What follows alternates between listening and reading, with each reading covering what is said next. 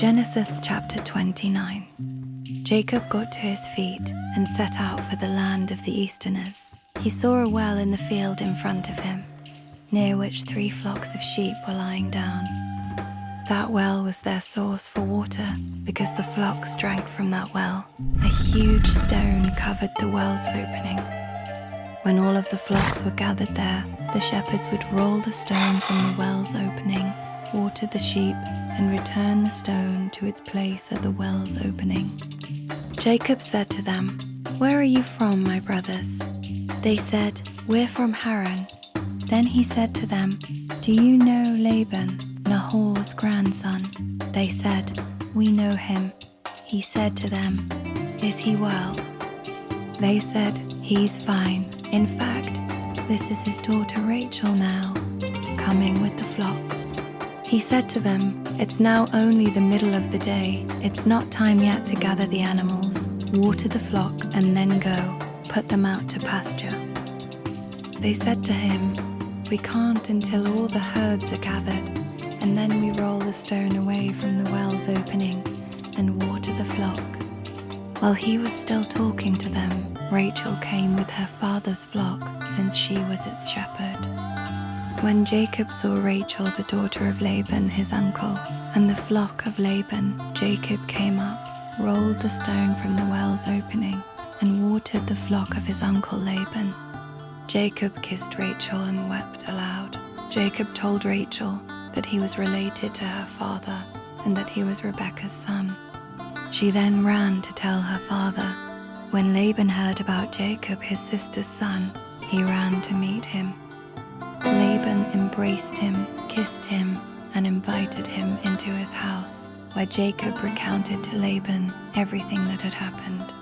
Laban said to him, "Yes, you are my flesh and blood." After Jacob had stayed with Laban for a month, Laban said to Jacob, "You shouldn't have to work for free just because you are my relative.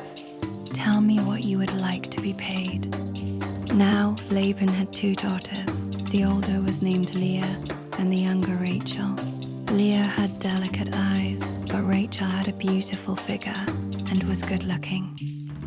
Jacob loved Rachel and said, "I will work for you for 7 years for Rachel, your younger daughter."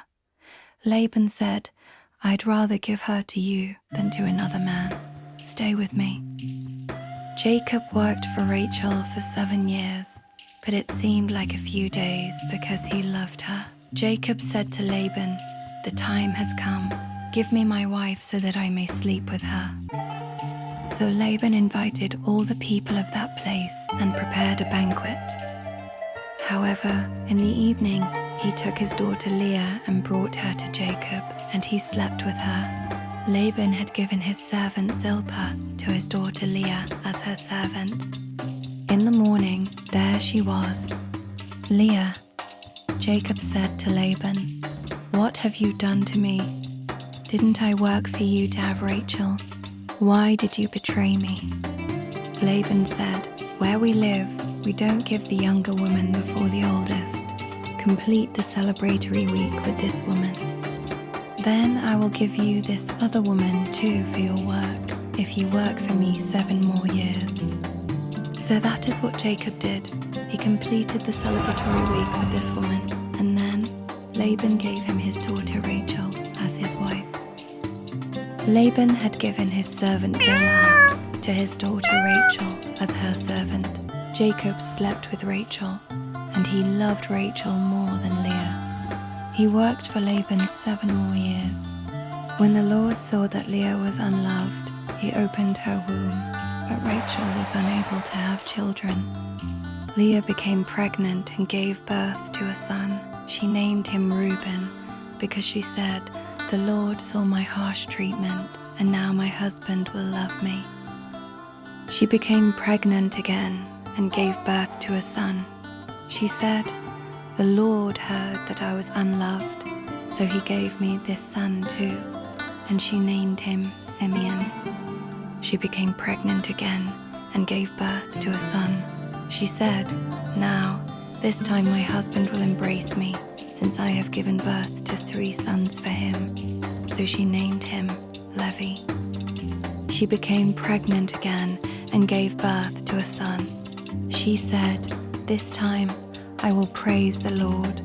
So she named him Judah. Then she stopped bearing children. Genesis chapter 29.